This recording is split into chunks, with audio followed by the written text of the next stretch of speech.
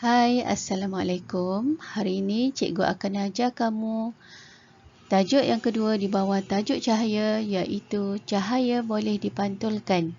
Jika sebelum ini kamu sudah belajar cahaya bergerak lurus, jadi hari ini jom sama-sama kita belajar cahaya boleh dipantulkan. Cahaya boleh dipantulkan.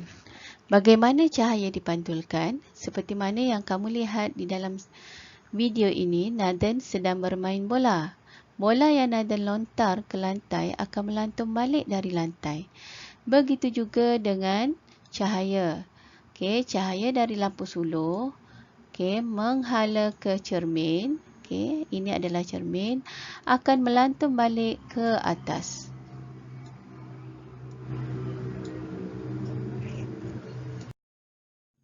Contoh fenomena pantulan cahaya. Yang pertama, imej yang terbentuk pada permukaan lantai yang berjubin.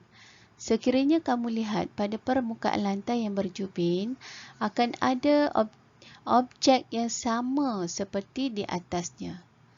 Contoh yang kedua ialah imej yang terbentuk pada permukaan kerajang aluminium ataupun yang selalu kamu sebut aluminium foil.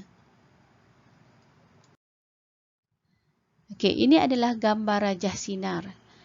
Sekiranya cahaya ditujukan ke arah cermin, so cahaya akan dipantulkan balik, yang dinamakan sebagai sinar pantulan. Pantulan cahaya bergantung kepada dua jenis permukaan.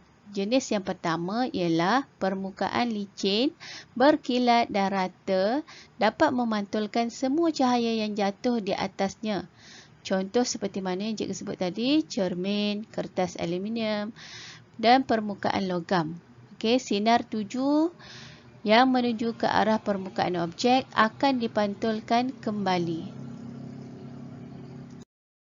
Manakala jenis permukaan yang kedua ialah permukaan yang kasar, kusam dan berwarna gelap.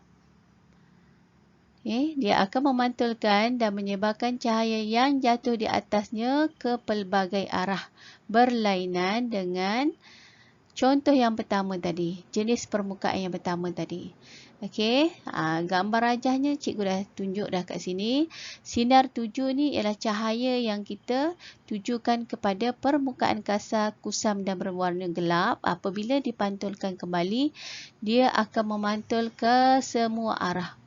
Ke sini ada, ke atas ada. Kegunaan pantulan cahaya. Kegunaan yang pertama ialah sebagai cermin muka. Dan aktiviti ini selalu kamu gunakan pada setiap hari yang menggunakan prinsip pantulan cahaya. Contoh yang kedua ialah periskop. Periskop digunakan untuk melihat objek yang terhalang daripada pandangan mata. Kedua-dua cermin ini akan memantulkan cahaya. Objek dari luar.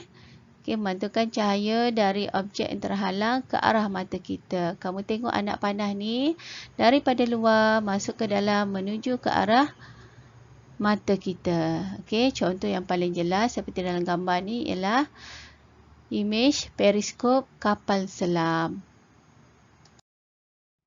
Contoh yang ketiga ialah cermin pergigian. Prinsip cahaya boleh dipantulkan ni sangat membantu doktor-doktor gigi di klinik-klinik dan juga di hospital untuk memeriksa gigi kamu.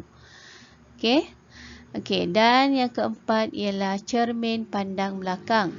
Cermin pandang belakang dan cermin sisi kereta menolong pemandu untuk melihat objek di belakang dan di sisi kereta supaya tidak berlakunya kemalangan. Sekian sahaja. Selamat belajar.